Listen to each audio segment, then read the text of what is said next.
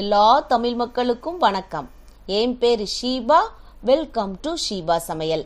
இன்னைக்கு நம்ம வீட்டு சமையல்ல காரசாரமான கார சட்னி தான் செய்ய போறோம். இது ரொம்பவே சுவையா இருக்கும்.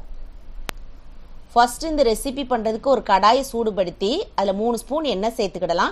எண்ணெய் நல்லா சூடேறவும் 1 ஸ்பூன் உளுந்தம்பருப்பு, 1 ஸ்பூன் வெள்ளை எள்ளு சேர்த்துக்கிடலாம். வெள்ளை எள்ளுக்கு பதில் நம்ம கருப்பு எள்ளு சேர்க்கிறதா இருந்தாலும் சேர்த்துக்கிடலாம். ஆனால் அந்த சட்னியினுடைய நிறம் கொஞ்சம் மாறுபடும், அவ்வளவுதான். இதை தீயை நல்லா கம்மி பண்ணி வச்சுட்டு ரெண்டையும் நல்லா நிறம் மாறுற வரைக்கும் நல்லா வறுத்து எடுத்துக்கோங்க. இந்த அளவுக்கு நல்லா வறுபட்டதுக்கு அப்புறமா ஒரு 10 பூண்டு பற்களை நம்ம தோல் நீக்கிட்டு சேர்த்துக்கிடலாம். இப்போ இது கூடயே 10 வரமிளகா சேர்த்துக்கோங்க. நீங்க உங்களுடைய காரத்துக்கு தகுந்த மாதிரி வத்தலை நீங்க கூட்டி குறைச்சி சேர்த்துக்கலாம். காஷ்மீரி சில்லி போட்டீங்க அப்படின்னா நல்ல கலர் கொடுக்கும், அந்த அளவுக்கு காரம் இருக்காது. நம்ம சாதாரண யூஸ் பண்ற வத்தல் நீங்க சேர்த்தீங்கன்னா நல்ல காரசாரமா இருக்கும். அதுக்கு தகுந்தபடி நீங்க கூட்டி குறைச்சி சேர்த்துக்கோங்க. வத்தலையும் இந்த அளவுக்கு நிறம் மாறுற வரைக்கும் தீயை கம்மி பண்ணி வச்சு வறுத்ததுக்கு அப்புறமா இதுல 2 பல்லாரியை சேர்த்துக்கோங்க. சும்மா ரஃபா கட் பண்ணிட்டு சேர்த்துக்கோங்க. இந்த பல்லாரியும் நம்ம மீடியம் ஃப்ளேமில் வச்சு அதனுடைய நிறம் மாறுற வரைக்கும் நல்லா வதக்கிக்கோங்க. அதாவது ப்ரௌன் கலரில் மாற வேண்டாம், நல்லா சாஃப்டாக பிங்க் கலரில் வதங்கி வரும் பாருங்க. அது வரைக்கும் வதக்கினதுக்கு அப்புறமா ஒரு 10 தேங்காய் சில் சேர்த்துக்கோங்க. நீங்கள் தேங்காய் பூ போடுறதா இருந்தால் ஒரு 1/4 கப் அளவுக்கு சேர்த்துக்கோங்க.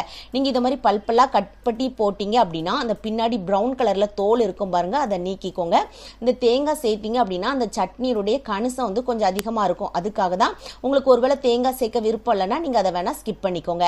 இது ஒரு 2-3 நிமிஷம் தேங்காயும் நல்லா வறுத்ததுக்கு அப்புறமா நல்லா பழுத்த தக்காளி பழமா ஒரு 4 தக்காளி பழத்தை நீங்க சேர்த்துக்கோங்க. இப்ப இது கூடயே ஒரு 2 கொட்டை அளவுள்ள புளியும் சேர்த்துக்கோங்க. தக்காளி பழத்தை லைட்டா டேஸ்ட் பண்ணி பாருங்க. கொஞ்சம் புளிப்பு சுவையா இருந்துச்சுன்னா அந்த புளியினுடைய அளவை கொஞ்சம் குறைச்சிக்கோங்க. இப்போ இந்த தக்காளி பழம் நல்லா வதங்குறதுக்கு தேவையான உப்பை போட்டுக்கோங்க. அப்படி இல்லைன்னா சட்னிக்கு தேவையான உப்பையும் நம்ம இது கூட சேர்த்துக்கிடலாம். இப்ப நல்லா வதக்கிக்கோங்க. முதல்ல ஹை ஃப்ளேம்ல வச்சுக்கோங்க. அதுக்கப்புறமா மீடியம் ஃப்ளேமுக்கு கம்மியா வச்சு இந்த தக்காளி பழம் நல்லா சாஃப்ட் ஆகிறதண்டிக்கும் நல்லா வதக்கி எடுத்துக்கோங்க. இந்த அளவுக்கு வதக்கினதுக்கு அப்புறமா ஸ்டவ்வை ஆஃப் பண்ணிட்டு கொஞ்சம் புதினா தலைகள், கொத்தமல்லி தலைகள், ஒரு இனுக்கு கருவேப்பிலை சேர்த்துக்கோங்க.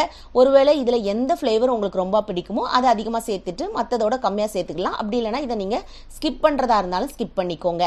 ஒரு சின்ன துண்டு வெல்லம் சேர்த்துக்கோங்க. இது வந்து டேஸ்ட்டை நல்லா பேலன்ஸ் பண்ணி கொடுக்கும். ஒரு சிலருக்கு புதினா வாடை வந்து அந்த அளவுக்கு பிடிக்காது. அப்படின்னா நீங்க விட்டுட்டு கொத்தமல்லி தலைகளை அதிகமாக சேர்த்துக்கோங்க.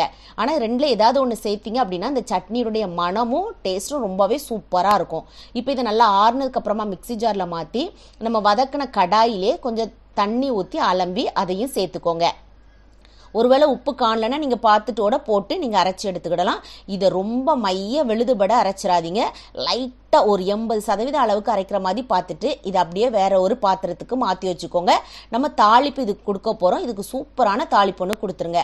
ஒரு சின்ன பேனை ஹீட் பண்ணி 3 ஸ்பூன் எண்ணெய் சேர்த்துக்கோங்க. 1 ஸ்பூன் கடுகு, 1 ஸ்பூன் உளுந்தம்பருப்பு சேர்த்துக்கோங்க. இது ரெண்டையுமே நல்லா பொரிய விட்டுருங்க. பொரிஞ்சதுக்கு அப்புறமா 2 இனுக்கு ஃப்ரெஷ்ஷான கருவேப்பிலை சேர்த்துக்கோங்க. கொஞ்சம் காயத்தூள் சேர்க்கிறதா இருந்தாலும் சேர்த்துக்கிடலாம், அப்படி இல்லைன்னா வேண்டாம்.